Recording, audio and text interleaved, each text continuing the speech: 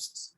Convergence process নিয়ে এখানে conceptual ব্যাপার না, এটা আপনার জন্য কিছু ইনফরমেশন দেওয়া আছে কিভাবে কনভার্জেন্স হচ্ছে, ইউরোপের সাথে কিভাবে হচ্ছে, ইউএস এর সাথে কিভাবে হচ্ছে, এই সম্পর্কে আপনাকে ইনফরমেশন দেওয়া আছে। সেখানে আপনাকে বুঝিয়ে দেওয়ার কিছু নেই, আপনি ওটুকু পড়লেই বুঝে যাবেন। কিন্তু বেসিস অফ অ্যাকাউন্টিং নিয়ে আমাদের কথা বলার সুযোগ আছে, পারপাস নিয়ে আমাদের কথা বলার সুযোগ আছে। আমি সেভাবেই যেখানে কনসেপ্ট বিল্ড করতে হবে সেগুলোকে নিয়ে আজকের আলোচনা।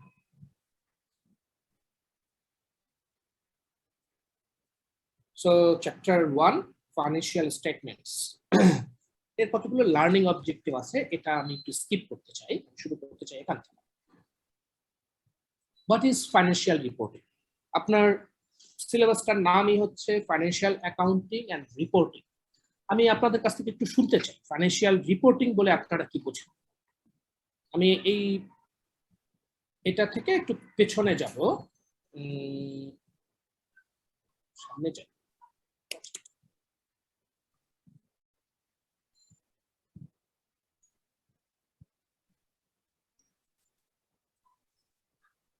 একটু আপনাদের কাছ থেকে শুনতে চাই ফাইন্যান্সিয়াল রিপোর্টিং বলতে আপনারা কি বোঝেন, যে কোনো একজন বলেন।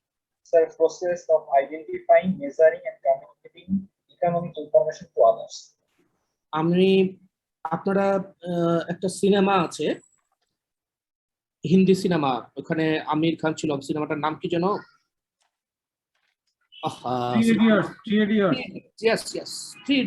থ্রি ইডিয়টস এর মতো করে, কিন্তু এটা আমার খুবই প্রিয় একটা সিনেমা। আমি কিন্তু এই মুখস্থ ডেফিনেশন কারো কাছে শুনতে চাই না। আপনারা যে জানেন পরীক্ষার খাতায় লিখলে অবশ্যই আপনি নাম্বার পাবেন, কিন্তু আমরা ক্লাসে এরকম মুখস্থ ডেফিনেশন নিয়ে আলোচনা করব না। আপনারা নিজে যেটা বোঝেন ফাইন্যান্সিয়াল রিপোর্টিং বলতে আপনি কি বোঝেন সেটা বলেন নিজের মতো।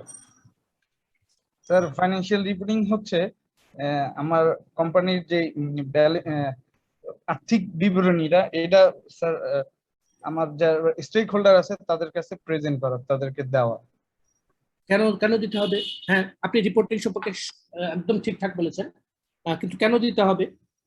স্যার, তাদের একটা ইন্টারেস্ট আছে আমার কোম্পানিতে, তারা ইনভেস্ট করছে, তারা স্টেক আছে কোম্পানিতে, আমার কোম্পানির আর্থিক বিবরণী যেটা ফাইন্যান্সিয়াল অবস্থা তাদের জানার অধিকার আছে, এর জন্য তাদেরকে জানাবো। জেনে কি করবে?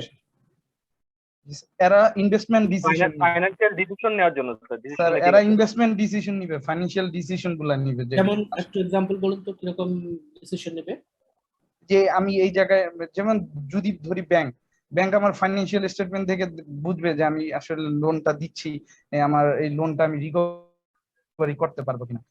শেয়ার কেনার সময় তারা দেখবে যে আসলে আমি এই যে ডিভিডেন্ড আমি পাবো কিনা, নাকি আমার ইনভেস্টমেন্টটা পুরো লস হয়ে যাবে, এইগুলা দেখবে। ইনভেস্টররা ইনভেস্ট করবে কিনা এই ধরনের ডিসিশন দেওয়া হবে। এসব জায়গায় কনসেপ্ট অত্যন্ত clear. Yes, this is financial reporting, this is the purpose of financial statements. একদম সুন্দরভাবে বলেছেন। সো এখানেও দেখেন একই কথা বলা হচ্ছে, যে একটা ডেফিনেশনটা একটু আমাদেরকে, আমরা মুখে যেভাবে বললাম এটাই কিন্তু আসল জিনিস, এই লিখিত রূপটা আসল জিনিস নয়। লিখিত রূপটা হচ্ছে টেকনিক্যালি জিনিসটাকে প্রেজেন্ট করার জন্য এটা বলতে হবে, না হলে আমরা সহজভাবে যেভাবে চিন্তা করি এক একজন কিন্তু এক একভাবে বুঝে নেয়। তাহলে কি হবে যে এক একজন এক এক রকমের বলা শুরু করব, এক একজন এক এক রকমের ফাইন্যান্সিয়াল রিপোর্টিং করতে শুরু করব। সেটা যাতে না হয়, যাতে আমরা সব অ্যাকাউন্টেন্টরা, পৃথিবীর সব অ্যাকাউন্টেন্টরা একই জিনিস আমরা বুঝতে পারি, তার জন্য একটু লিখিত রূপের প্রয়োজন আছে। এবং সেখানেই এই কথাটা বলছে, process of identifying, measuring and communicating economic information. দেখেন এখানে কয়েকটা জিনিস খুব ইম্পর্টেন্ট। আইডেন্টিফাই করা, তারপরে হচ্ছে মেজার করা, তারপরে হচ্ছে কমিউনিকেট। আচ্ছা, কি আইডেন্টিফাই করার কথা বলুন কেউ একজন? ট্রানজাকশন স্যার, আমার যেগুলো ট্রানজাকশন হচ্ছে। Very good. আর ফাইন্যান্সিয়াল ট্রানজাকশন। জি, ট্রানজাকশন বুঝলাম, ট্রানজাকশন ছাড়া আর কিছু? ইকোনমিক ইনফরমেশন গুলোকে আইডেন্টিফাই করতে হবে। Asset and liability calculation. না, আইডেন্টিফাই করার কথাই বলা হচ্ছে। অবশ্যই সুন্দরভাবে বলেছেন ট্রানজাকশন, বাকি কথাগুলো এই লাইনে ছিল না। ইকোনমিক ভ্যালুর কথা বলেছেন, অবশ্যই ইম্পর্টেন্ট, কিন্তু সেই ইকোনমিক ভ্যালুর ব্যাপারটাও ওই ট্রানজাকশনের মধ্যে চলে এসছে। কারণ কি, বিজনেস এমন কিছু নিয়ে কাজ করতে পারে না যার ইকোনমিক ভ্যালু নেই। যেমন মানুষের ভালোবাসা, মানুষের ভালোবাসার কোনো অর্থনৈতিক মূল্য নেই, এবং এটা নিয়ে কেউ ব্যবসাও করতে পারে না। আছে পৃথিবীর কোনো প্রতিষ্ঠান যে ব্যবসা নিয়ে, ভালোবাসা নিয়ে ব্যবসা করে? আপনার ভালোবাসা কারোর কাছে বিক্রি করতে পারবেন? জানা নেই স্যার। আপনি আপনার মাকে ভালোবাসেন, এই ভালোবাসা কারোর কাছে বিক্রি করা যাবে? আমরা বাতাসে নিঃশ্বাস নেই, এই বাতাস, এটার কোনো ইকোনমিক ভ্যালু আছে? এই বাতাসের আমরা লেনদেন করতে পারি কারোর সাথে? আপনি কিনবেন, আপনাকে আমি 2 কেজি বাতাস বিক্রি করতে চাই, কারণ আপনার প্রয়োজন নেই, এটা আছে। এটা আসলে এত অ্যাবান্ডান্ট যে এটার ইকোনমিক ভ্যালু করারও প্রয়োজন হয়। সো ইকোনমিক ভ্যালু নিয়ে যিনি বললেন যে ইকোনমিক ভ্যালু না থাকলে আমরা অবশ্যই তাকে নিয়ে বিজনেস ট্রানজাকশন করতে পারবো। সো সেটা অবশ্যই, কিন্তু ট্রানজাকশনের কথা বলেছেন আপনারা।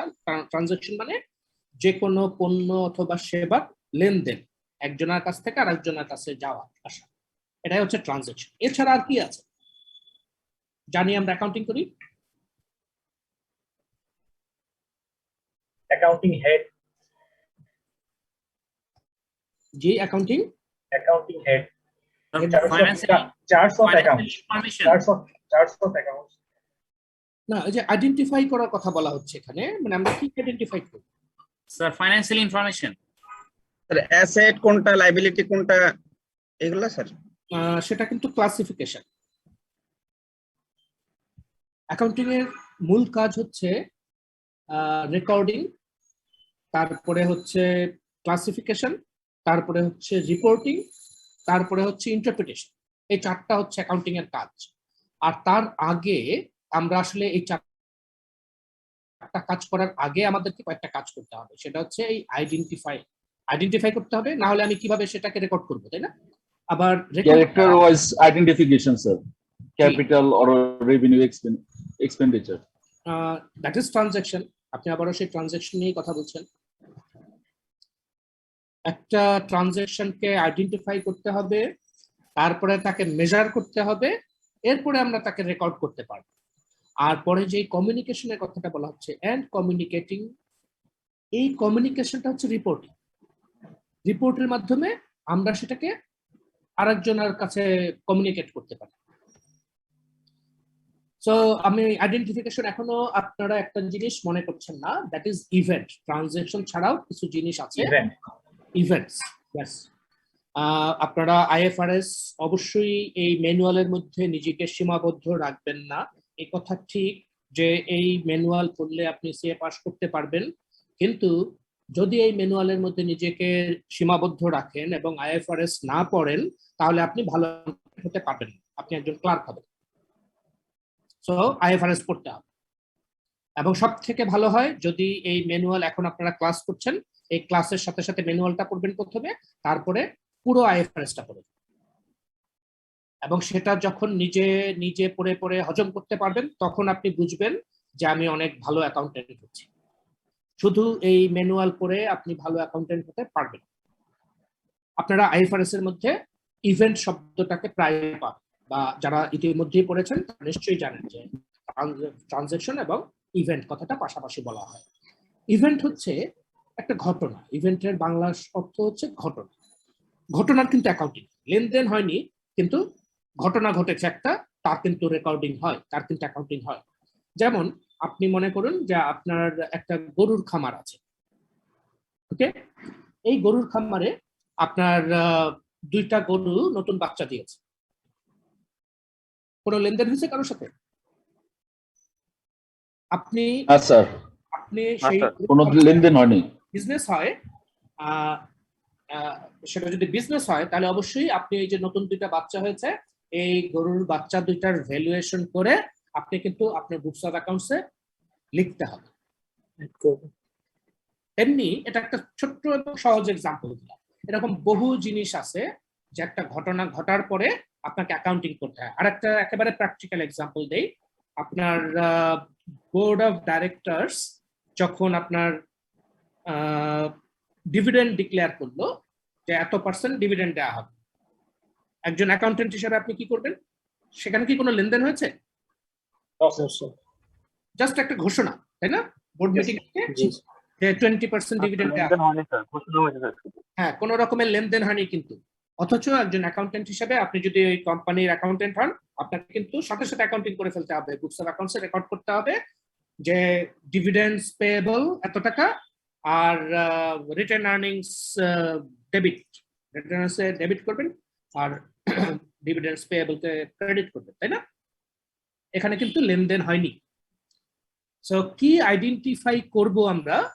সেক্ষেত্রে আইএফআরএস এর মধ্যে দেখবেন দুইটা শব্দ খুবই পাশাপাশি ব্যবহার হয়, বহুবার ব্যবহার হয়েছে, মানে পাতায় পাতায় এই শব্দ দুটা পাবেন, transactions and events. Okay, so আমরা প্রথম একটা শব্দ নিয়ে দেখেন কত কথা বললাম, তারপরে আসেন মেজারিং, মেজারমেন্ট। এখন ধরুন ওই বোর্ড মিটিং এ বলা হলো যে ডিভিডেন্ড দেয়া হবে, কিন্তু পার্সেন্টেজটা বললো না যে কত পার্সেন্ট, তাহলে আপনি রেকর্ড করতে পারবেন? সো আপনাকে মেজার করতে হবে তাহলে ওই ঘটনাটা। অথবা যদি লেনদেন হয়, যে ধরুন আমি আপনাকে কিছু গাছের চারা দিয়ে দিলাম, হ্যাঁ, আপনার প্রতিষ্ঠানের জন্য আমি কিছু গাছের চারা পাঠালাম, অবশ্যই এটা বিজনেস লেনদেন, কিন্তু আমি কোনো দাম চাইলাম না আপনার কাছে। আপনি জানেন আমার সাথে আপনার দীর্ঘদিনের বিজনেস রিলেশনশিপ আছে এবং এই গাছের একটা দাম আপনাকে দিতে হবে, আপনি গাছের ব্যবসায়ী করেন, তো আমি কিছু চারা পাঠিয়েছি। সো এখন কি আপনি অ্যাকাউন্টিং করতে পারবেন? পারবেন না। আপনাকে জানতে হবে যে কোন গাছটা কত দামে আপনাকে চার্জ, আপনাকে কিনতে হবে, আমার সাথে আপনাকে এটা এই দাম দর ঠিক করতে হবে। এই দাম দর ঠিক করার ব্যাপারটাই হচ্ছে মেজারমেন্ট। এটা তো সরাসরি লেনদেনের ক্ষেত্রে। কিন্তু আপনি ওই যে আবার একটা ইভেন্টের এক্সাম্পল দিই, মনে করুন আপনার ইনভেন্টরিতে আপনি কেমিক্যালস বিজনেসের সাথে জড়িত, আপনি বছর শেষে গিয়ে দেখলেন যে আপনার ইনভেন্টরিতে একটা কেমিক্যাল, ধরুন ক্যালসিয়াম কার্বনেট, ওকে, ক্যালসিয়াম কার্বনেট আপনার বুকস বলছে থাকার কথা 105 টন, আপনি আপনার লোকজন নিয়ে মেজার করে দেখলেন আসলে 105 টন নেই, সেখানে আপনি পেয়েছেন 103 টন, 2 টন নেই। আপনার ইনভেন্টরি আপনি কিভাবে ভ্যালুয়েট করবেন?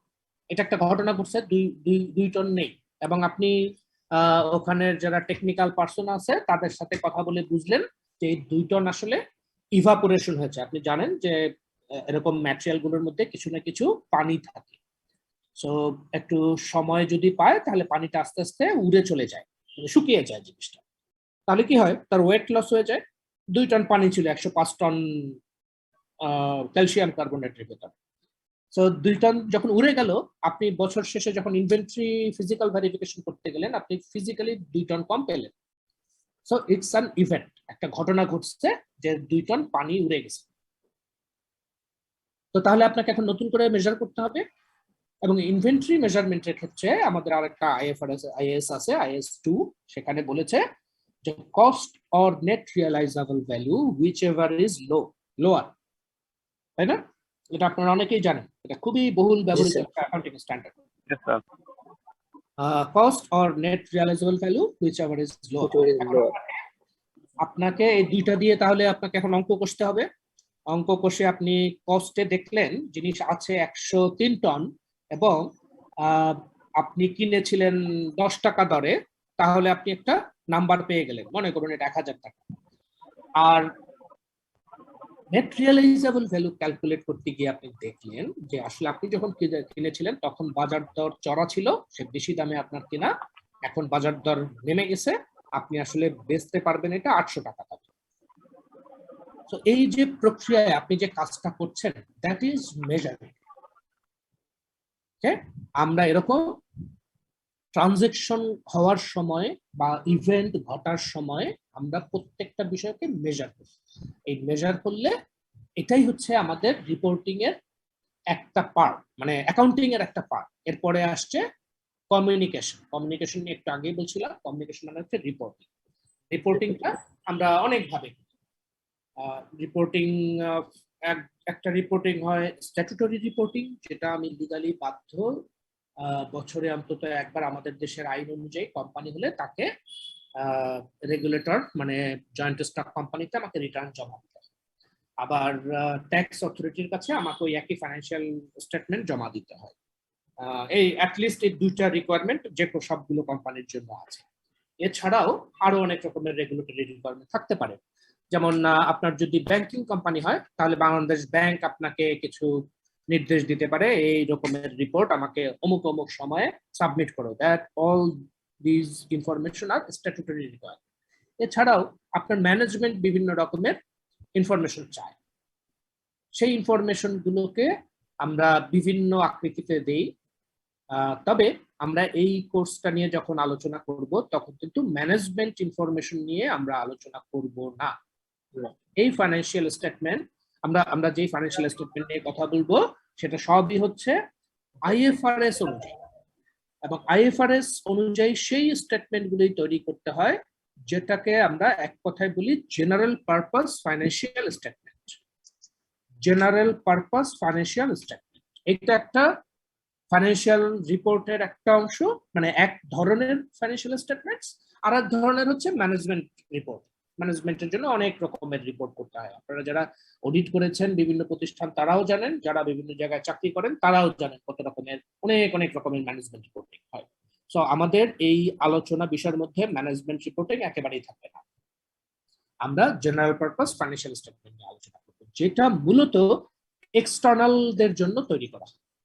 General purpose financial statements are meant for outsiders, external parties, এবং ম্যানেজমেন্ট ইনফরমেশন হচ্ছে ইন্টারনালদের জন্য, প্রতিষ্ঠানের ভেতরে যারা কাজ করে। এক্সটার্নাল বলতে কিন্তু মালিকও এক্সটার্নাল, মালিক কিন্তু ইন্টারনাল নয়।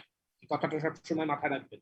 মালিককে আমরা অনেক সময় ম্যানেজমেন্ট মনে করি, সাধারণভাবে আমরা মনে করি। অনেক জায়গায় এই কথাটা ঠিকও বটে, কারণ অনেক মালিক নিজের প্রতিষ্ঠানে ম্যানেজার হিসেবে কাজ করেন।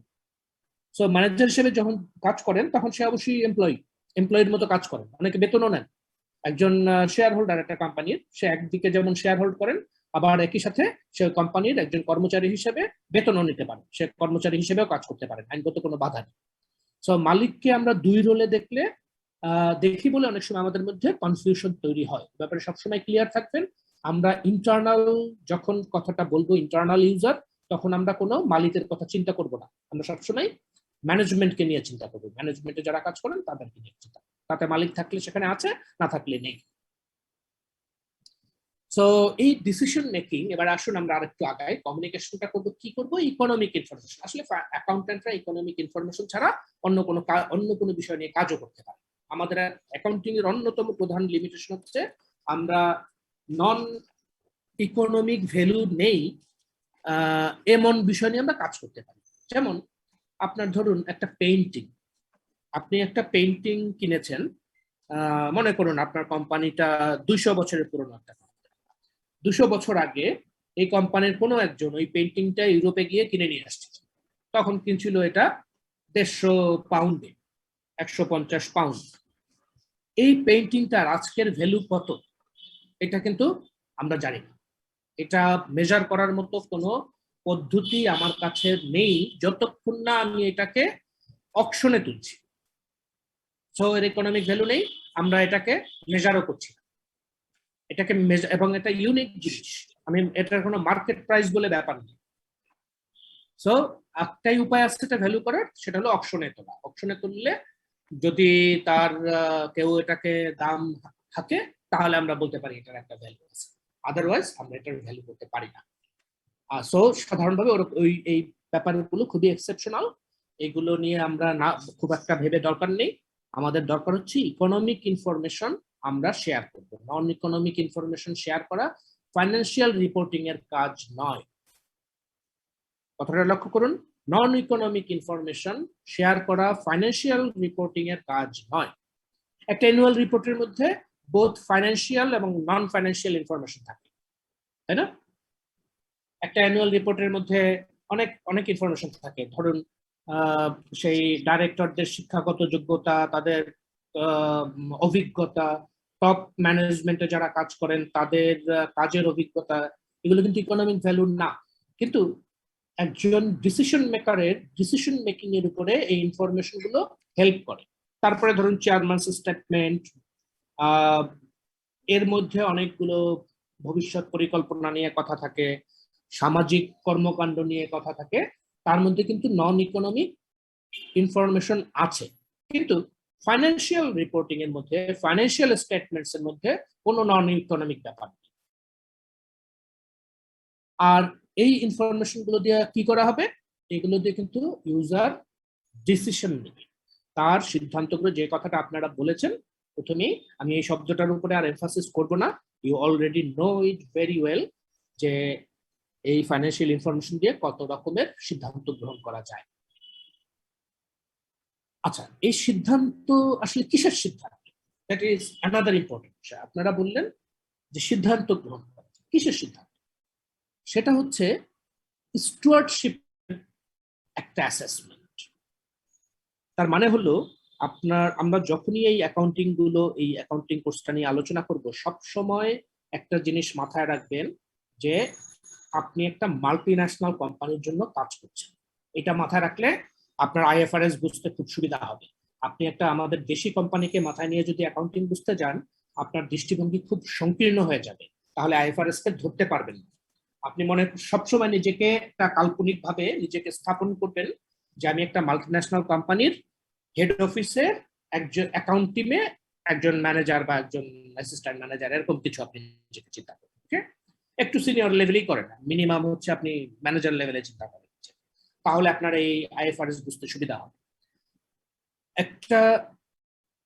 এটা কেন বললাম জানেন? এই স্টুয়ার্ডশিপটা দেখে মেজার করে কিন্তু ইনভেস্টর সবসময় কি চিন্তা করে? ইনভেস্টর কোনো সময় এই যে এরকম সব প্রতিষ্ঠানে ইনভেস্টর কিন্তু নিজে এসে চাকরি করে না, কাজ করে না। একেবারে কেউ করে না বলছি না, বাট জেনারেলি নো। সো সে তার ইনভেস্টমেন্টের টাকা, মানে বিশাল একটা অ্যামাউন্ট সে এ সেট অফ পিপলের হাতে ছেড়ে দিয়েছে, তাই না? আপনি মনে করুন, একটা এক্সাম্পল হিসেবে যদি বলি,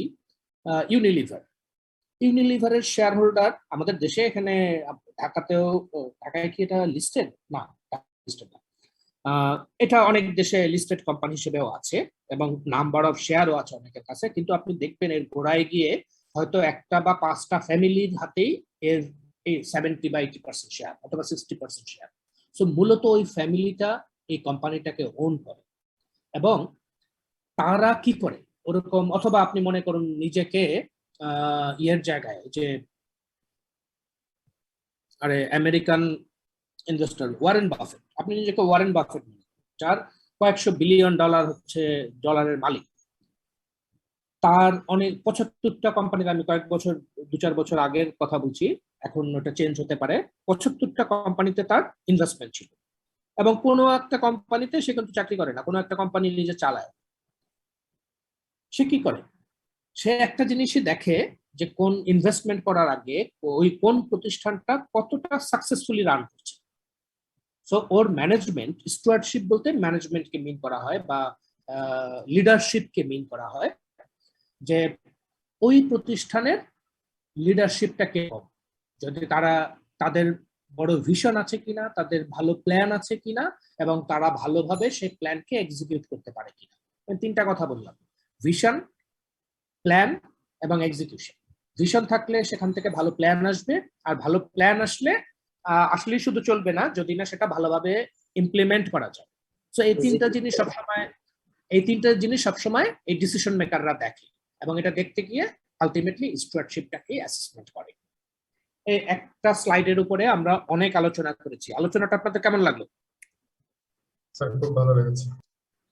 আপনারা যখন পড়বেন তখন এভাবে প্রতিটা ওয়ার্ডকে চিন্তা করে করে পড়বেন, দেখবেন পড়তেও মজা লাগে, বুঝতেও সুবিধা হয়, এবং পরীক্ষায় ভালো নাম্বার পাওয়া যায়। আর যদি আমরা ছোট সময় স্কুলে পড়ি যখন, তখন এরকম পড়তাম, করে পড়তাম, বুঝছো, আসলে কিছুই বুঝতাম না। একটু বড় হয়ে যখন পড়ার টেকনিক শেখা শুরু করছি, তখন দেখছি যে পড়ার সময়, প্রথমবার পড়ার সময় একটা লাইনে যদি আমি একটু বেশি সময় দিয়ে পড়ি, তরতর করে পড়ে না গিয়ে প্রতিটা শব্দকে আলাদা আলাদা ভাবে চিন্তা করে করে পড়ি, তাহলে একবারে আমার পড়ার যত কাজ হয়, এরপরে আর আমার ওটা দ্বিতীয়বার পড়ার খুব বেশি প্রয়োজন পড়ে না, তৃতীয়বার পড়ার প্রয়োজন পড়ে না। আর আপনি না বুঝে পড়লে, আপনি শতবার পড়লেও আপনার সেখান থেকে কোনো রেজাল্টই বের হবে না, আপনি কোনো ভালোভাবে এটা বুঝতেও পারবেন না, লিখতেও পারবেন। সো পড়ার সময় এভাবে প্রতিটা ওয়ার্ডকে চিন্তা করে করে পড়ুন। এই শব্দটা কেন লিখছে, কোন পার্সপেক্টিভ থেকে লিখছে, না লিখে অন্য কি শব্দ লিখতে পারত, এভাবে একটু ভেবে ভেবে পড়বেন, দেখবেন যে পড়তেও মজা লাগে। এবারে আমরা ফাইন্যান্সিয়াল পারপাস থেকে বের হয়ে আসলাম এন্টিটি। ফাইন্যান্সিয়াল অ্যাকাউন্ট, স্যার স্টিওয়ার্ডশিপটা কি একটু আরেকবার বোঝানো যাবে? জি জি নিশ্চয়ই। আপনারা এরকম কোথাও আটকে গেলে অবশ্যই, আমি আপনাকে অনেক ধন্যবাদ প্রশ্নটা করার জন্য। যখনই কেউ আটকে যাবেন সাথে সাথে আমাকে এভাবে প্রশ্ন করুন। স্টুয়ার্ডশিপটা বলতে স্টুয়ার্ড কে? স্টুয়ার্ড হচ্ছে রাখাল। ওকে, রাখাল কি করে? তার অনেকগুলো গরু আছে অথবা ছাগল, সে মাঠের মধ্যে চড়াচ্ছে। স্টুয়ার্ড হচ্ছে একজন সিইও। আর স্টুয়ার্ডশিপ বলতে শুধু সিইও একাই না, তার আরো যত লোকজন আছে, ম্যানেজমেন্ট মেম্বার আছে, তাদেরকে নিয়েই এই পুরো ব্যাপারটাকে স্টুয়ার্ডশিপ বলা হয়। আসলে ম্যানেজমেন্টের হাতেই তো সবকিছু, মালিকেরা তো সবাই বাইরে থাকে, ইভেন হয়তো এক দেশেও না। আমাদের এখানে অনেকগুলো মাল্টিন্যাশনাল কোম্পানি কাজ করছে, তার মালিককে এখানকার ম্যানেজমেন্টে যারা আছে তারা জানেও না, কোনোদিন নামও শুনে নেই, ইভেন দেখেও নেই, দেখা তো দূরে থাক, নামও শুনে নেই, এরকম এরকম ব্যাপারটা, তাই না? সো এই যে ম্যানেজমেন্ট কিন্তু প্রতিষ্ঠানটাকে পরিচালনা করছে। আমাদের অ্যাকাউন্টেন্টদের একটা অসুবিধা হয়, আমরা বিজনেস বোঝার চেষ্টা না করে আমরা বিজনেসের ফাইন্যান্সিয়াল রেজাল্ট বুঝতে চেষ্টা করি। এটা একটা ব্যাড প্র্যাকটিস। আপনারা যে কোনো ফাইন্যান্সিয়াল স্টেটমেন্ট স্টাডি করার আগে আপনি বোঝার চেষ্টা করবেন এই বিজনেসটা কি, কেন এটা ব্যবসা করে। বিজনেস মডেল বলে একটা কথা আছে, এটা আপনারা জানেন? এই শব্দটার সাথে আপনারা পরিচিত সবাই? What is business model? আমি এখানে একটু কথা বলবো। আসলে এই বিজনেস মডেল না বুঝে আপনি কোনোদিন ফাইন্যান্সিয়াল স্টেটমেন্ট বুঝতে পারবেন। বিজনেস মডেল হচ্ছে টাকা কামানোর উপায়। এটা একদম সহজ বাংলায় একেবারে সাধারণভাবে বলতে গেলে টাকা কামানোর উপায়কে বিজনেস মডেল বলে। যেমন ইউনিলিভারের এক্সাম্পল যদি বলি, ইউনিলিভার কি করে?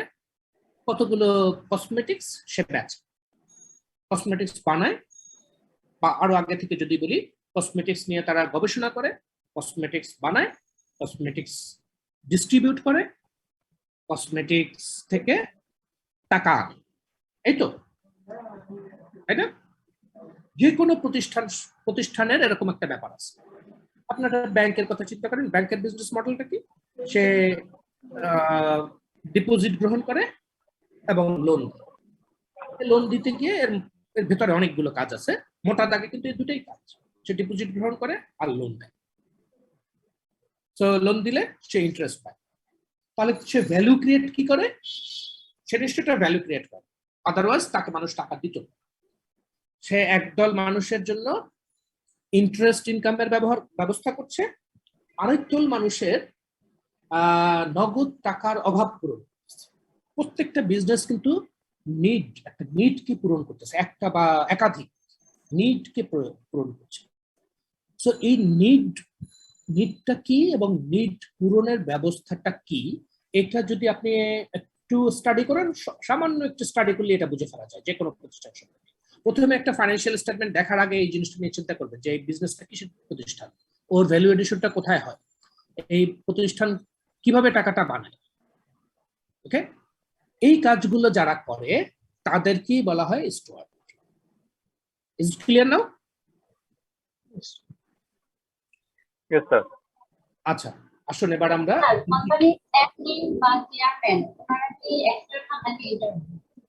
আপনার কথাটা আমি ভালো শুনতে পাইনি, একটু ডিস্টার্ব হয়েছিল, আবার একটু বলবেন?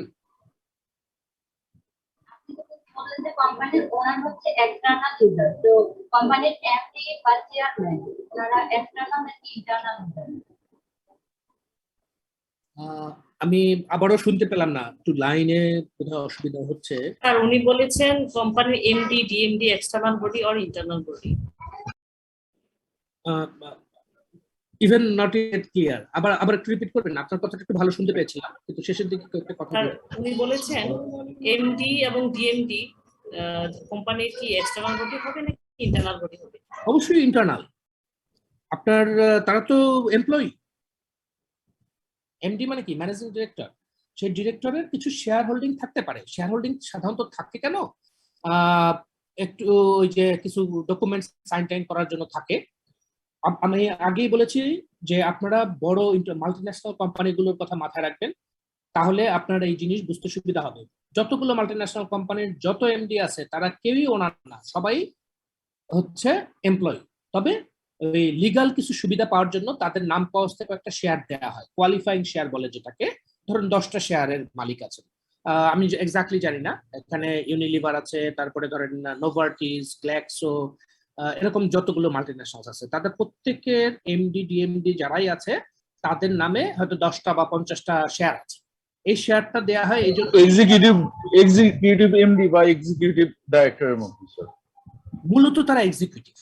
এখন তার কতগুলো লিগাল ডকুমেন্ট সাইন করতে হয়।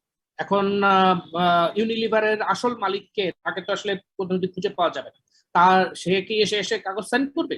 এত সময় তো নেই। লন্ডন থেকে বারবার আসবে, একটা ধরুন সে ব্রিটিশ নাগরিক, সে কি এখানে বারবার আসবে কাগজ সাইন করার জন্য? আসবে না। যার জন্য সে কি করে, ওই অথরিটি যাতে এখানে সিইও থাকে, যার জন্য তাকে কয়েকটা কোয়ালিফাইং শেয়ার দেওয়া হয়। কোয়ালিফাইং শেয়ারের ফলে তার একটা লিগাল অথরিটি তৈরি হয় এবং বোর্ড মিটিং এর সিদ্ধান্ত নেয়, এ হচ্ছে আমাদের ম্যানেজিং ডিরেক্টর, সে আমাদের সবকিছু সাইন টাইন করবে। ওকে, সো এই বিবেচনায় যত আপনি এমডি ডিএমডি দেখবেন তারা সবাই প্রতিষ্ঠানের এমপ্লয়ি।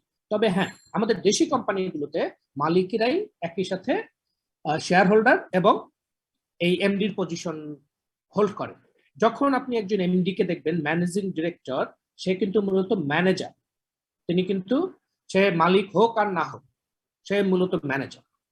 তাকে আপনার ইন্টারনাল হিসেবেই বিবেচনা করতে হবে। ওকে, সো এখানে আমরা এন্টিটি নিয়ে কথা বলছিলাম যে অ্যাকাউন্টিং করতে গেলে আমরা কার অ্যাকাউন্টিং করি? একটা প্রতিষ্ঠানের অ্যাকাউন্টিং হতে পারে, একজন ব্যক্তির অ্যাকাউন্টিং হতে পারে। ধরুন আপনি আপনার নিজের একটা অ্যাকাউন্টিং হতে পারে না? স্যার একটা কোশ্চেন ছিল স্যার। কি স্যার এই সিইও, অনেক কোম্পানিতে সিইও থাকে, অনেক কোম্পানিতে এমডি থাকে স্যার। এমডি এবং সিইও কি স্যার একই পোস্ট নাকি স্যার আলাদা পোস্ট হবে? এটা আলাদা হতে পারে, একজনও দুইটা পজিশন হোল্ড করতে পারে। এমডি হচ্ছে কোম্পানির লয়ে ম্যানেজিং ডিরেক্টর বলে একটা পজিশন আছে, তবে এই পজিশনটা ম্যান্ডেটরি নয় কোম্পানি আইন অনুযায়ী। ওকে, কোনো কোনো প্রতিষ্ঠান তার আর্টিকেল অফ অ্যাসোসিয়েশনের মধ্যে ম্যানেজিং ডিরেক্টরের একটা পদ তৈরি করে, আবার অনেক প্রতিষ্ঠান করে না। ওকে, সো যদি আর্টিকেল অফ অ্যাসোসিয়েশনে একটা পজিশন থাকে ম্যানেজিং ডিরেক্টর, তাহলে ডিরেক্টরদের মধ্যে একজন ম্যানেজিং ডিরেক্টরের পদটাকে হোল্ড করেন। অনেক সময় এরকম হয় যে একই কোম্পানির একজন ম্যানেজিং ডিরেক্টর আছেন আর একজন আছেন চিফ এক্সিকিউটিভ। যেমন আমি একটা এক্সাম্পল দিয়ে বলতে পারি, এবং আমি সেই প্রতিষ্ঠানে সিএফওর দায়িত্ব পালন করে এসেছি, সেটা হচ্ছে Mobil Jamuna MGL Bangladesh limited. এটার ম্যানেজিং ডিরেক্টর হচ্ছেন জনাব আজম জে চৌধুরী, নাম শুনে থাকতে পারেন আপনারা, নাম করা ব্যবসায়ী।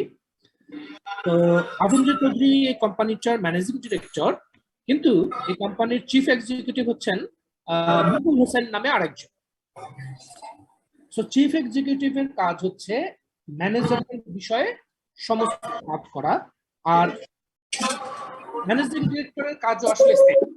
ম্যানেজিং ডিরেক্টর যখন সম্পূর্ণ সময়ে, আজম জে চৌধুরী সাহেব একা অনেকগুলো প্রতিষ্ঠান পরিচালনা করেন, তার পক্ষে বিস্তারিত ম্যানেজমেন্টে যাওয়া সম্ভব নয় প্র্যাকটিক্যাল কারণে, যেহেতু সে অনেকগুলো কোম্পানির শেয়ার হোল্ড করেন।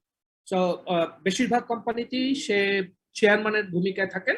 উনি এই এমজিএল কোম্পানিটায় চেয়ারম্যান, একজন সরকারি কর্মকর্তা থাকে, আর উনি ম্যানেজিং ডিরেক্টরের পজিশনটা হোল্ড করেন। বাস্তবে উনি আসলে চিফ এক্সিকিউটিভের কাজ করেন না, কিন্তু এই কাজ করার জন্য উনি আরেকজনকে নিয়ে করেছেন। তিনি হচ্ছেন যারা মুকুল হোসেন। আপনারা অ্যানুয়াল রিপোর্টটা দেখলে, তাদের তো লিস্টেড কোম্পানি, আমার বলতে কোনো অসুবিধা নেই, আপনারা তাদের অ্যানুয়াল রিপোর্ট দেখলে দেখবেন যে মুকুল হোসেন হচ্ছে ওখানে চিফ এক্সিকিউটিভ। এটা কিন্তু এরকমের এক্সাম্পল কম আমাদের দেশে। আমাদের দেশে বেশিরভাগ এক্সাম্পলই হচ্ছে ম্যানেজিং ডিরেক্টর এবং সিইও একই ব্যক্তি। স্যার একটা কোশ্চেন ছিল। জি বলুন। স্যার যেই কোনো অডিট রিপোর্টে কি ম্যানেজিং ডিরেক্টরের সাইন কি বাধ্যতামূলক কিনা? না, এটা এক কথায় বলা যায় না, কারণ সিগনেচারের জন্য কোম্পানি ল বলেছে যে ডাইরেক্টরদের স্বাক্ষর থাকতে হবে। ওকে, জি স্যার, কিন্তু কোথাও কি এমন আছে যে ডাইরেক্টর এবং ম্যানেজিং ডাইরেক্টরের সিগনেচার ম্যান্ডেটরি টাইপের কিছু কোম্পানি অ্যাক্টের? এরকম কিছু নাই, তবে প্র্যাকটিস স্যার, আছে। Okay? স্যার আমি তো লট রিসেন্টলি এক্সাম দিছি, তো ওখানে লেখা ছিল যে at least 2 director, one of them is managing director. এটা কোম্পানি ল এর কথা না, আপনি যেটা বললেন আমি এটুকু বলতে পারি এটা কোম্পানি ল এর কথা না। ওকে, at least 2 directors, এটা কোম্পানি ল এর কথা। এটা হচ্ছে স্যার স্ট্যাটুটরি রিপোর্ট যেটা তৈরি করা হয়, স্ট্যাটুটরি মিটিং এর যে স্ট্যাটুটরি রিপোর্ট, সেটার কথা আমি বলছেন, যেটা আমরা লতে পড়েছি কোম্পানি। হ্যাঁ, আমরা তো লিগ্যাল পয়েন্টই আলাপ করছি। এখন এক এক কোম্পানির এক একটা প্র্যাকটিস থাকতে পারে। একটা কোম্পানি বলতে পারে যে না, সবসময় আমার কোম্পানির ফাইন্যান্সিয়াল স্টেটমেন্টে অবশ্যই ম্যানেজিং ডিরেক্টরের সিগনেচার থাকতে হবে। কোনো কোম্পানি বলতে পারে যে ম্যানেজিং ডিরেক্টর হয়তো ফাইন্যান্সিয়াল বিষয়টা একেবারেই দেখেন না, দুইজন আলাদাভাবে দেখেন। ম্যানেজিং ডিরেক্টর হয়তো অপারেশনাল ব্যাপার দেখেন এবং ফাইন্যান্স ডিরেক্টরকে ফাইন্যান্সিয়াল ব্যাপারে সম্পূর্ণ রেসপন্সিবল করা আছে। তো সেক্ষেত্রে হয়তো চেয়ারম্যান আর ফাইন্যান্স ডিরেক্টর এই দুইজন হয়তো সাইন করতেছে। এটা হতে পারে, এই অপশনগুলো আছে। ওকে, তবে কোম্পানির জন্য, লিস্টেড কোম্পানির জন্য একটু ভিন্নভাবে বলা আছে। লিস্টেড কোম্পানিতে চেয়ারম্যানের সিগনেচারটা চাই, আমাদের সিকিউরিটিজ এন্ড এক্সচেঞ্জ কমিশন একটু ভিন্নভাবে করেছে। সো এটা এক এক জায়গায় এক এক আইন এক এক ভাবে যেখানে নির্দেশনা দিচ্ছে সেখানে সেভাবে হবে। Thank you sir. আচ্ছা, আমরা যখন অ্যাকাউন্টিং করব তখন অবশ্যই কোনো একটা এন্টিটির অ্যাকাউন্টিং করব। এন্টিটি বলতে আমরা কি বুঝি? একটা সত্তা। সত্তা কি জিনিস? যার অস্তিত্ব আছে, তার একটা সত্তা আছে। এবং আইনের দৃষ্টিতে দুই রকম বিষয়ের সত্তা আছে আইনের দৃষ্টিতে। একটা প্রথম বিষয় হচ্ছে মানুষ, প্রতিটা মানুষকে একটা সত্তা হিসেবে বিবেচনা করা হয়। তবে রিসেন্টলি ভারতের একটা হাইকোর্ট, এরকম হাইকোর্ট নাকি এটা সুপ্রিম কোর্ট কি হয়েছে একটু কনফিউশন আমার এই মুহূর্তে, ভারতের আদালত বলেছে নদীরও সত্তা আছে, নদীকেও একটা জীবন্ত সত্তা হিসেবে বিবেচনা করতে হবে। তো আগামী দিনের আইনে আমাদের দেশেও চলে আসতে পারে যে নদী একটি জীবন্ত সত্তা, তাহলে নদীরও আয় ব্যয়, লাভ লোকসান, অ্যাসেট লাইবিলিটিস এগুলো করা যাবে। ওকে, আমাদের দেশে এখন পর্যন্ত সত্তা হচ্ছে ব্যক্তি এবং আইন দ্বারা স্বীকৃত কোনো প্রতিষ্ঠান।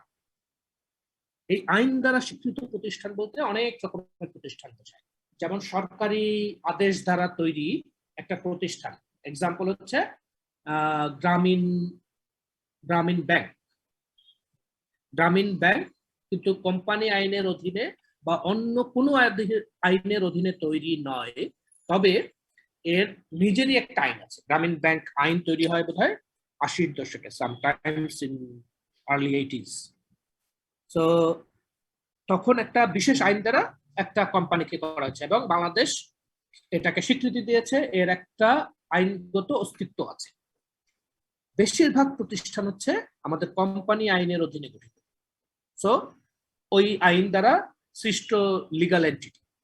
আর মানুষের প্রত্যেকটা জীবিত মানুষেরই একটা করে এন্টিটি আছে। আপনার নামে একটা মামলা হতে পারে। এন্টিটি বলতে আমরা প্র্যাকটিক্যালি কি বুঝি? যার নামে মামলা হতে পারে অথবা যে মামলা করতে পারে। একটা কোম্পানি কিন্তু আরেকটা কোম্পানির বিরুদ্ধেও মামলা করতে পারে, একটা কোম্পানি কিন্তু একজন ব্যক্তির বিরুদ্ধেও মামলা করতে পারে। আবার আপনি একজন ব্যক্তি, আপনি আরেকজন ব্যক্তির বিরুদ্ধে মামলা করতে পারেন, যেমন তেমনি একটা কোম্পানির বিরুদ্ধেও মামলা করতে পারেন। আইনগতভাবে অস্তিত্ব আছে এমন যে কোনো প্রতিষ্ঠানকে আমরা এই অ্যাকাউন্টিং এন্টিটি বলি। এন্টিটি শব্দটা জেনারেল, যে কোনো ডিসিপ্লিনের মানুষ ব্যবহার করতে পারে। আমরা যখন অ্যাকাউন্টিং বিষয়ে কথা বলবো তখন আমরা বলবো অ্যাকাউন্টিং এন্টিটি। তেমনি আরেকটা অ্যাকাউন্টিং এন্টিটি হচ্ছে এই এনজিও গুলো। এনজিও গুলোর মধ্যে কয়েক রকম দেখা যায়। কেউ কেউ আছে সোশ্যাল ওয়েলফেয়ার আইনের অধীনে তৈরি, কেউ কেউ আছে যে ট্রাস্ট আইনের অধীনে তৈরি, কেউ আছে কোম্পানি আইনের অধীনে তৈরি, বিভিন্ন রকমের এনজিও আছে। তো এরাও কিন্তু কোনো না কোনো আইন দ্বারা স্বীকৃত একটি এন্টিটি। আপনি যখনই অ্যাকাউন্টিং করবেন তখন এরকম কোনো না কোনো এন্টিটির অ্যাকাউন্টিং করবেন।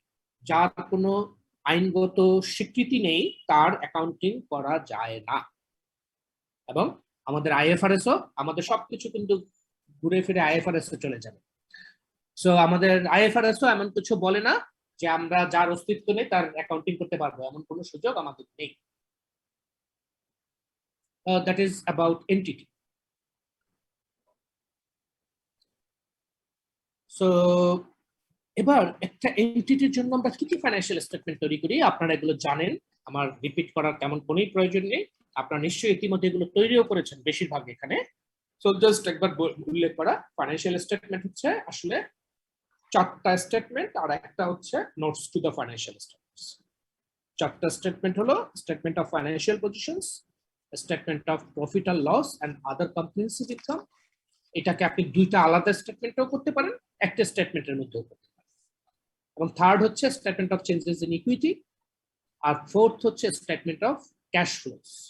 এই 4টা জিনিস করা আমাদের আইএফআরএস আমাদেরকে বলেছে যে তোমরা যখনই অ্যাকাউন্টিং করবা তখনই এই 4টা স্টেটমেন্ট তৈরি।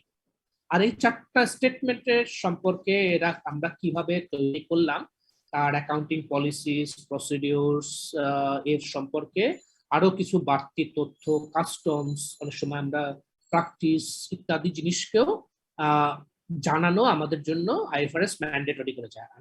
প্রতিটা আইএফআরএস এরই ডিসক্লোজার রিকোয়ারমেন্ট থাকে। তো ডিসক্লোজার রিকোয়ারমেন্টে বলে দেয় এই বিষয়গুলো সম্পর্কে তোমাকে এই ফাইন্যান্সিয়াল স্টেটমেন্টের ইউজারদেরকে জানাতে হবে। তো সেরকমের সব ব্যবস্থা জিনিসপত্র নিয়ে আমরা তৈরি করি notes to the financial statements. তো এটা আমরা আলোচনা করেছি, এখানে আর বিস্তারিত যাওয়ার দরকার নেই, আমরা স্কিপ করতে পারি। আচ্ছা, ফাইন্যান্সিয়াল স্টেটমেন্ট তৈরি করার আসলে প্রয়োজনটা কি, কেন আমরা এটা করি?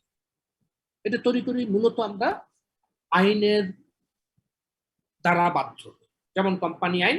বেশিরভাগ প্রতিষ্ঠান আমরা যারা অ্যাকাউন্ট্যান্টরা কাজ করি, আমরা বেশিরভাগ মানুষই কাজ করি আসলে বিভিন্ন বিজনেস, এবং আমাদের এই অ্যাকাউন্টিং ম্যানুয়ালটাও তৈরি করা হয়েছে বিজনেস গুলোকে মাথায় রেখে।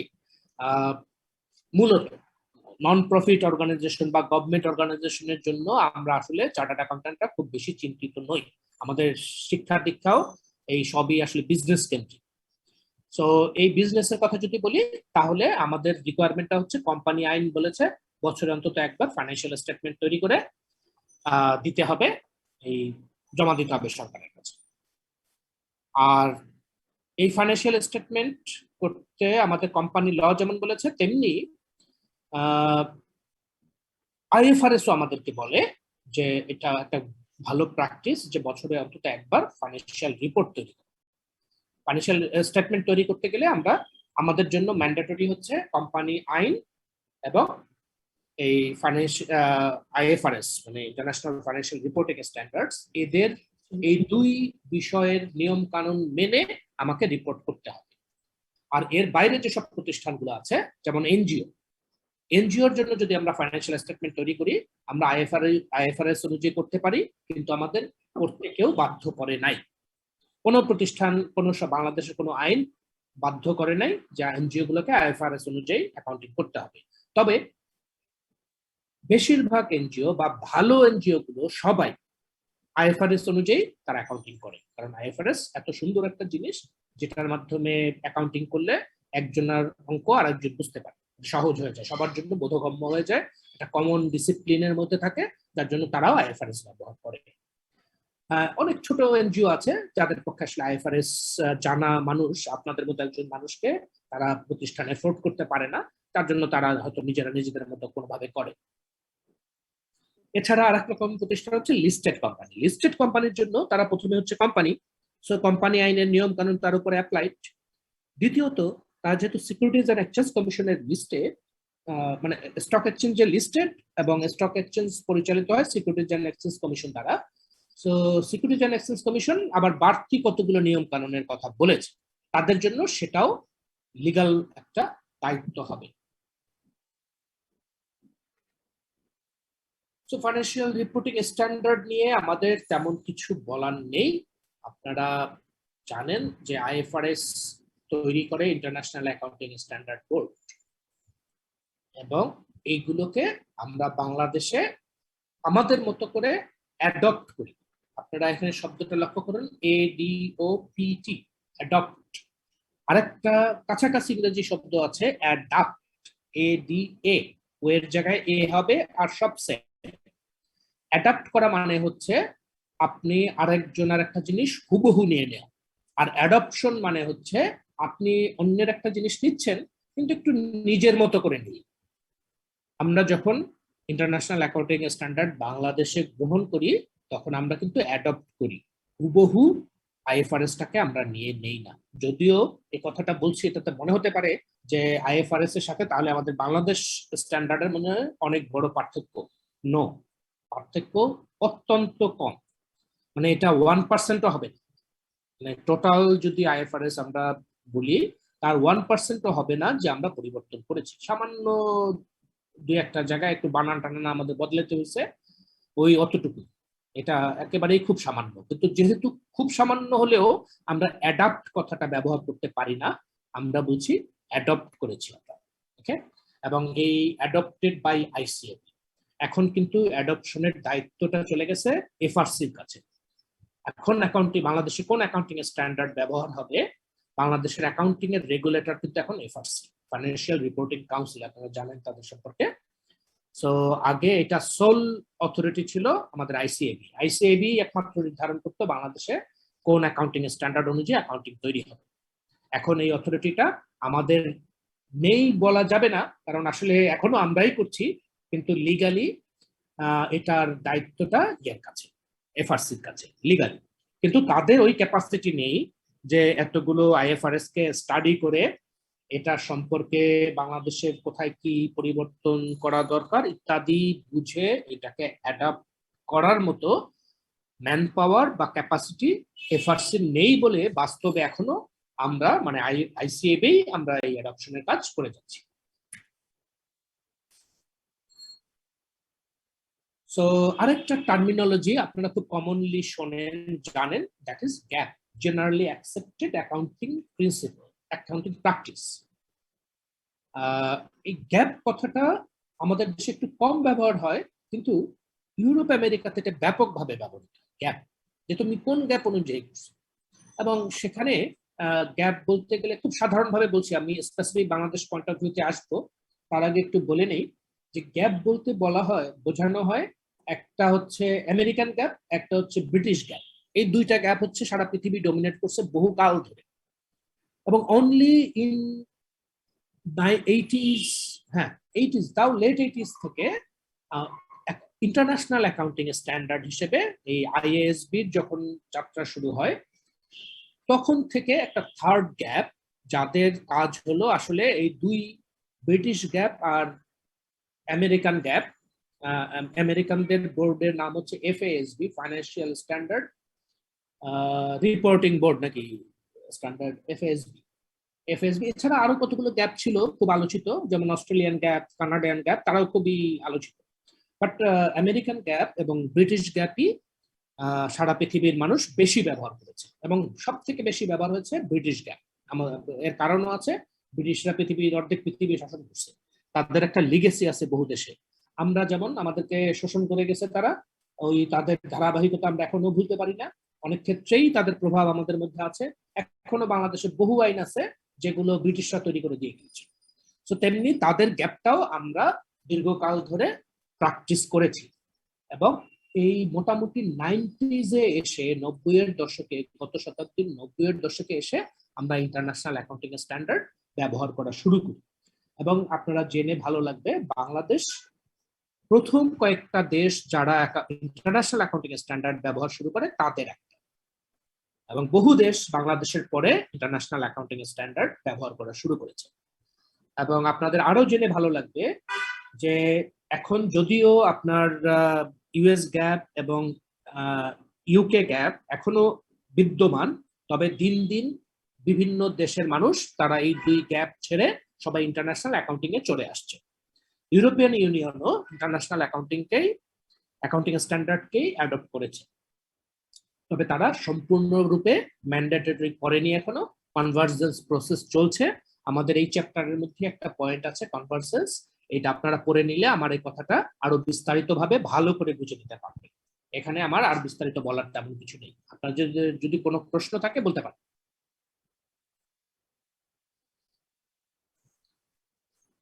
আইএফআরএস আমরা আসলে এই অ্যাকাউন্টিং কোর্সে, যদিও কোম্পানি লয়ের কথা আমরা এতক্ষণ বারবারই বলছিলাম বিভিন্ন ক্ষেত্রে, কিন্তু আসলে মূলত আমরা আলাপ করবো আইএফআরএস। আর একটা কোশ্চেন ছিল স্যার।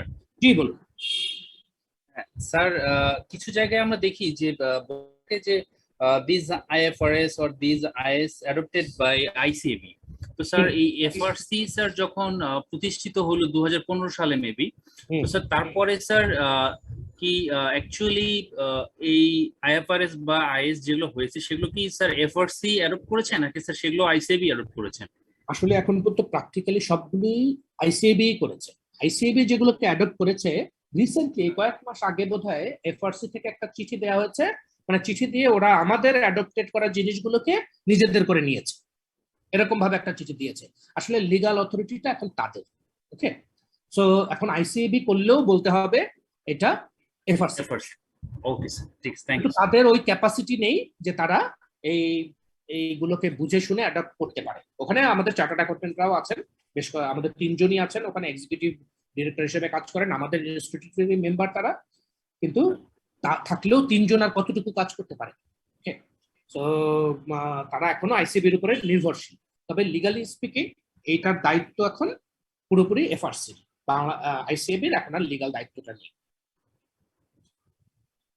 তো আমরা পরবর্তী পয়েন্টে আসি, ফেয়ার প্রেজেন্টেশন। আমাদের এই অ্যাকাউন্টিং যে আমরা করব এর উদ্দেশ্য হচ্ছে একটাই, সেটা হচ্ছে আমাদের যত রকমের অ্যাকাউন্টিং ট্রানজেকশন হয়েছে বা বিজনেস ট্রানজেকশন হয়েছে এবং যত রকমের ইকোনমিক ইভেন্ট ঘটেছে, আমরা কিন্তু সবসময় মনে রাখবো ট্রানজেকশন এবং ইভেন্ট দুইটাই নিয়েই আমরা অ্যাকাউন্টিং করি। সো যখনই ট্রানজেকশনের কথা বলবো পাশাপাশি আমাদের ইভেন্টের কথা বলতে হবে। সো যত ট্রানজেকশন এবং ইভেন্ট একটা প্রতিষ্ঠানে হয় তার একটা ফেয়ার প্রেজেন্টেশন আমাদের এই ফাইন্যান্সিয়াল স্টেটমেন্ট ইউজারদের সামনে তুলে ধরাই হচ্ছে আমাদের অ্যাকাউন্টেন্টের দায়িত্ব। Fair presentation. ফেয়ার মানে কি? ফেয়ার মানে হচ্ছে ফেথফুল। যদি এটা বিশ্বাসযোগ্য হয় তাহলে এটা ফেয়ার। আরো পরে আমরা আরো বিস্তারিত যাব। মূলত ফেয়ার প্রেজেন্টেশন মানে হচ্ছে ফেথফুল, আমরা বিশ্বস্ততার সাথে প্রেজেন্ট করব। আসলে বাস্তবতা হচ্ছে আমি দীর্ঘকাল এই প্রফেশনে আছি, কাজ করছি, বড় বড় বিজনেস প্রতিষ্ঠানে আমি কাজ করেছি, যেসব প্রতিষ্ঠানে লক্ষ লক্ষ ট্রানজেকশন, 1-2 লক্ষ না অনেক লক্ষ ট্রানজেকশন হয়, এরকম প্রতিষ্ঠানে আমি কাজ করে এসেছি, নিজের হাতে এগুলো তৈরি করেছি।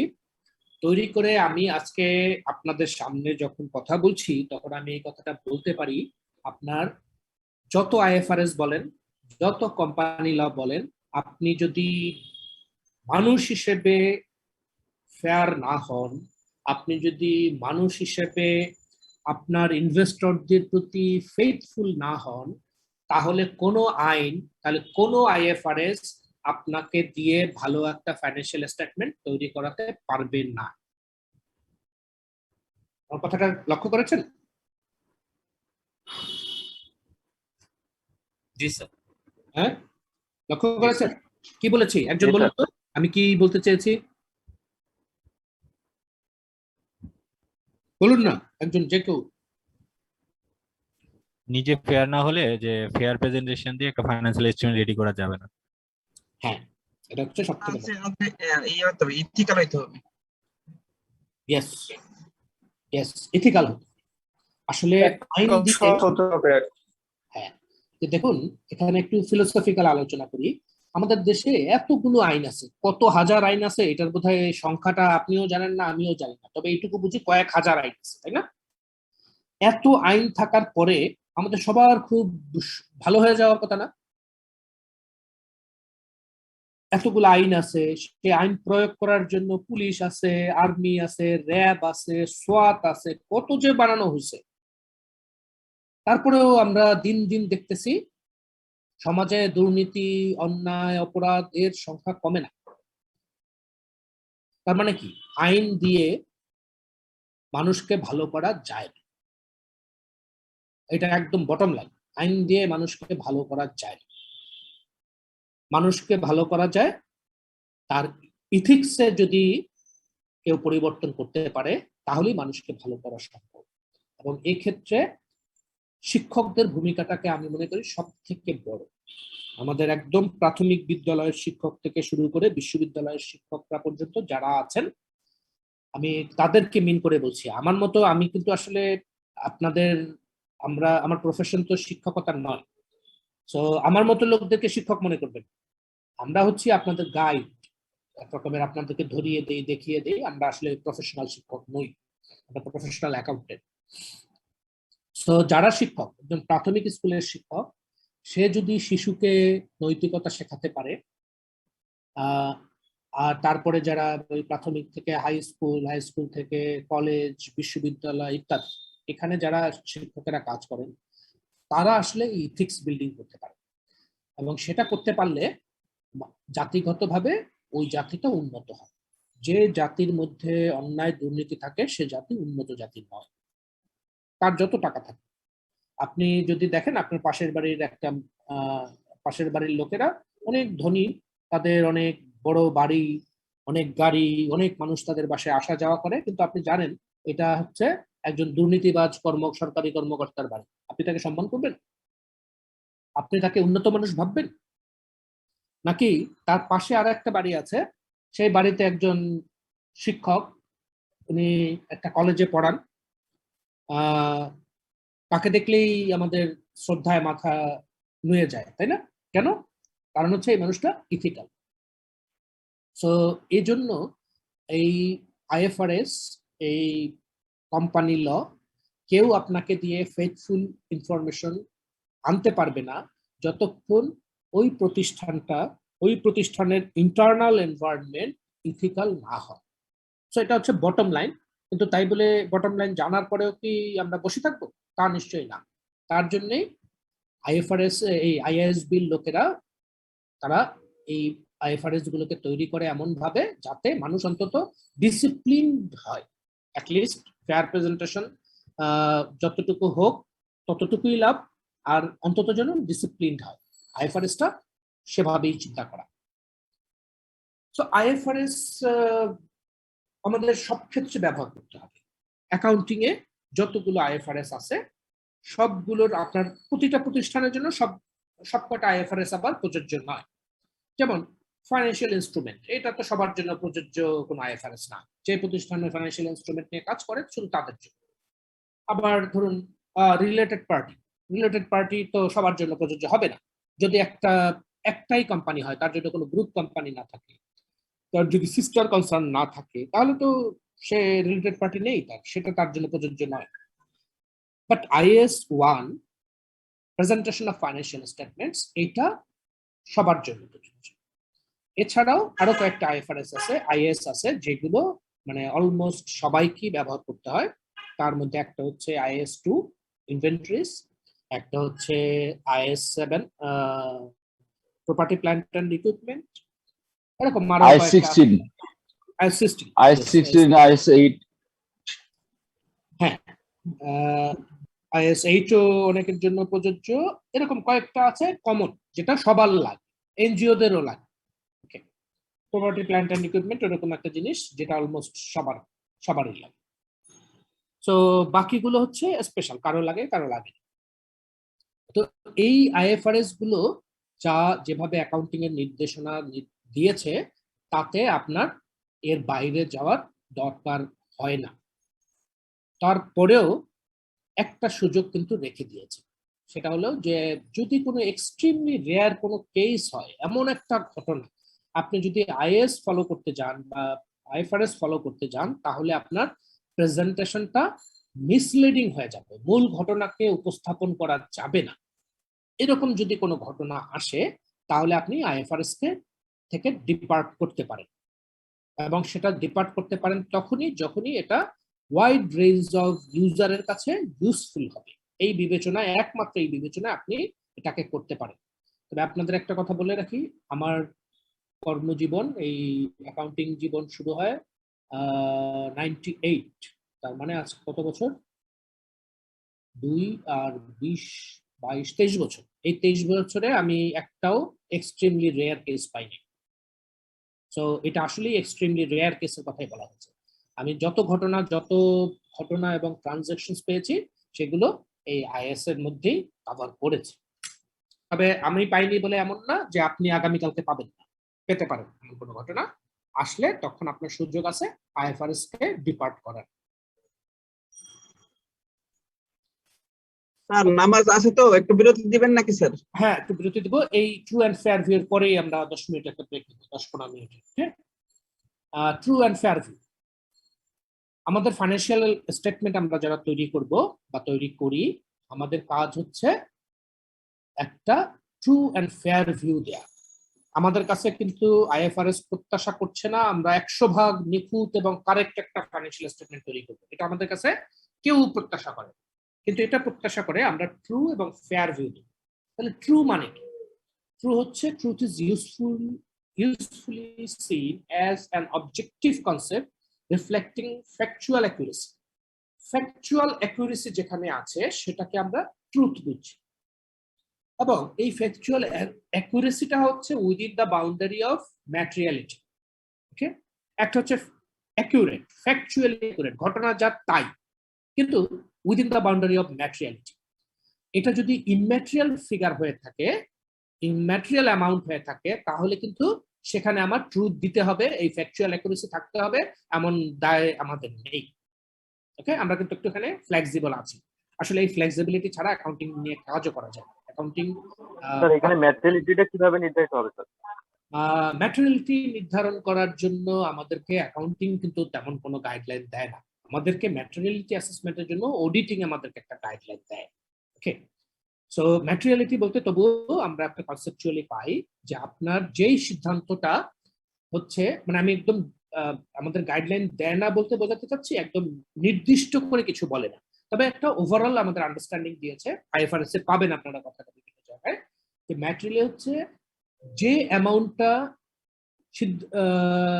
ডিসিশন মেকারের ডিসিশনকে প্রভাবিত করতে পারে সেটাই ম্যাটেরিয়াল। এখন যদি আপনার 10 টাকার কোম্পানি হয় তাহলে 1 টাকাই হয়তো সেখানে ম্যাটেরিয়াল, আর যদি এটা 10,000 কোটি টাকার কোম্পানি হয় সেখানে হয়তো 10 কোটি টাকাও ম্যাটেরিয়াল না। এটা জাজমেন্ট করে নিতে হবে, একটা ঐক্যমত্যে আসতে হয়। সাধারণত ফাইন্যান্স টিম এটা করে থাকে যে আমার কোম্পানির জন্য ম্যাটেরিয়ালিটি কি হবে, এটা ওই প্রতিষ্ঠান নিজেরাই একটা বিবেচনা করে একটা জিনিস তৈরি করে নেয়। ক্লিয়ার গাইডলাইন বলতে আসলে কিছু দেওয়াও সম্ভব না, আসলে এত variety. Significant amount, sir. Significant বললেও তো অত নির্দিষ্ট হয় না, এর থেকে আরেকটু নির্দিষ্ট হলো এতটুকু যে ম্যাটেরিয়াল মানে হচ্ছে যেই অ্যামাউন্টটা আপনার সিদ্ধান্তকে প্রভাবিত করতে পারে। ধরুন ব্যক্তি, আপনি একজন স্টুডেন্ট, আইসিএবি মানে একটা ফার্মে কাজ করেন, আপনার নিজের তেমন কোনো ইনকাম নেই, আপনি বাসা থেকে কিছু হাত খরচ পান আর ফার্ম থেকে আপনার অফিস থেকে আসা যাওয়ার খরচটা পান।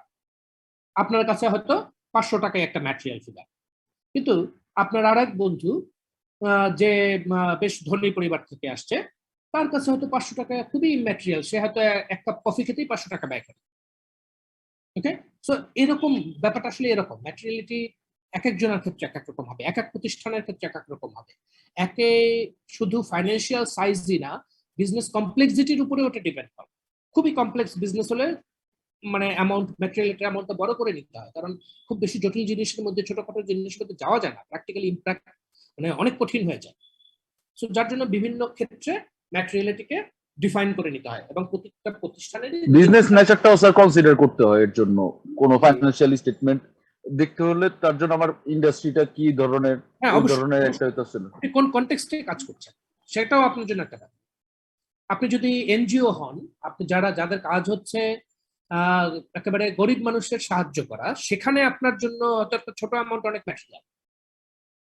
কিন্তু মনে করুন আপনি একটা এনজিও এবং আপনার প্রতিষ্ঠান বছরে 100 কোটি টাকা খরচ করে, আবার এই 100 কোটি টাকা সাইজের আর একটা বিজনেস, ওরও প্রতি বছরের ইনকাম হচ্ছে 100 কোটি টাকা। অ্যামাউন্টের দিক থেকে প্রতিষ্ঠান দুটো সেম, কিন্তু ম্যাটেরিয়ালিটি পয়েন্ট অফ ভিউ থেকে ব্যাপারগুলো সেম নাও হতে পারে। কারণ আপনি এনজিওর লোকেরা তারা অনেক গরিব মানুষের জন্য ছোট ছোট অ্যামাউন্ট নিয়ে কাজ করে, তার কাছে হয়তো 1000 টাকা ম্যাটেরিয়াল, কিন্তু ওই যে 100 কোটি টাকার বিজনেস, সে হয়তো 1000 টাকা কোনো টাকাই মনে করে, তার কাছে হয়তো লাখ টাকার নিচে তার কাছে এটা বিবেচনার বিষয় নয়। এটা নিয়ে ম্যানেজমেন্ট এক সেকেন্ডের সময় খরচ করে না, 1 লাখ টাকার নিচে হলে ব্যাপারটা। ওকে, এবং ওটা ডিপেন্ড করে আসলে ইন্ডাস্ট্রি টু ইন্ডাস্ট্রি ট্রানজাকশন। এটা আসলে ম্যানেজমেন্টের ডিসিশনের ব্যাপার যে আসলে আমার কতটুকু ম্যাটেরিয়াল হবে আর কি। ইয়েস, ম্যানেজমেন্ট এটা ডিফাইন করে নেবে। তবে ম্যানেজমেন্টের যেটাকে ডিফাইন করুক না কেন, সেটাকে আবার অডিটর সবসময় চ্যালেঞ্জ করতে পারে যে ভাই তুমি তো ম্যাটেরিয়ালিটি এত উঁচুতে উঠায় রাখছো, আসলে তোমার বাস্তবতা তো এটা না, তোমার বাস্তবতা তো এই ম্যাটেরিয়ালিটির ফিগার আরো কম হওয়া উচিত। এরকম অডিটর তাকে চ্যালেঞ্জ করতে পারে। চ্যালেঞ্জ করলে তাহলে আবার নতুন করে তারা ডিফাইন করতে পারে। এটা ওভাবে নির্ধারণ হয়। তবে মূলত এটা ম্যানেজমেন্টের কাজ, ম্যানেজমেন্ট তার ম্যাটেরিয়ালিটিকে ডিফাইন করে দেবে। আর ফেয়ারনেস হচ্ছে অবজেক্টিভ অ্যান্ড আনবায়াস। আমরা ট্রুথ নিয়ে বললাম যে factual accuracy within the boundary of materiality, এটা হচ্ছে ট্রুথ। আর ফেয়ারনেস হচ্ছে অবজেক্টিভ অ্যান্ড আনবায়াস। আপনাকে অবজেক্টিভ ওরিয়েন্টেড হতে হবে, মানে সাবজেক্টিভ না, আমার মনে হয়েছে ও ভালো ছেলে অতএব ওর জন্য আমি ফেয়ার হলাম, আর ওকে মনে হয়েছে ও খারাপ ছেলে ওর জন্য আমি আনফেয়ার হব, এরকম না ব্যাপারটা। সো অবজেক্টিভ হতে হবে এবং অবশ্যই আনবায়াসড হতে হবে। আপনি কোনো গ্রুপ অফ ইউজারের পক্ষে আপনি বায়াসড হতে পারবেন না। আপনি ম্যানেজমেন্টের প্রতিও বায়াস হবেন না, আপনি শেয়ার হোল্ডারদের প্রতিও বায়াস হবেন না, আপনি ব্যাংকার, আপনার যারা লেন্ডার তাদের প্রতিও বায়াস হবেন না, আপনার যারা ক্রেডিটর তাদের প্রতিও আপনি বায়াস হবেন না, আপনার যারা কাস্টমার তাদের প্রতিও আপনি বায়াস হবেন। আনবায়াস হয়ে আপনি যে ফাইন্যান্সিয়াল ফিগারটাকে ড্র ডাউন করবেন, that is your fair amount. Okay, আমার মনে হয় যে এই দুইটা শব্দ যদি আমরা মনে রাখি, অবজেক্টিভ অ্যান্ড আনবায়াস, তাহলে আমরা ফেয়ারনেসটা বুঝতে পারবো। আর factual accuracy within the boundary of materiality, এইটুকু মনে রাখলে আমরা ট্রুথকেও বুঝতে পারবো। এই পর্বের আলোচনা আমরা এখন একটু স্থগিত করি, একটা tea break. After 15 minutes we'll get back to you. Okay? Okay, so thank you. Thank you. Thank you, sir.